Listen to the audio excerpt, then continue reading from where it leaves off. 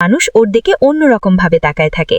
চেংয়ের এতটাই মন খারাপ ছিল যে হাঁটতে হাঁটতে ও একটা গলির ভিতরে চলে যায়। সেখানে গিয়ে দেখে একটা বুড়ি মহিলা কিছু ফুল বিক্রি করছে। ওই মহিলা ওকে কিছু ফুল দেয়, ওই ফুলগুলো কিনে নেয়। তারপরে মহিলা ওকে বলে একটু দাঁড়াও। এরপরে মহিলা প্লেনের দিকে একটা ব্রেসলেট বা চুড়ি এগিয়ে দেয়। আর এটা সাধারণ কোনো চুড়ি ছিল না, এটাই মূলত ফিল্টার ব্রেসলেট, মানে এটা একটা জাদুই চুড়ি ছিল, সুপারটেক্ট প্রোডাক্ট। এটাও হাতে পরে নেয়। মহিলা খুবই খুশি হয়। এরপরে চেংয়ের মন কিছুটা ভালো হয়ে যায়। ও কাছে করে ফুলগুলো নিয়ে মেট্রোতে করে বাসার উদ্দেশ্যে আসতে শুরু করে। আর তখন আকাশে অনেক বিদ্যুৎ চমকাচ্ছিল।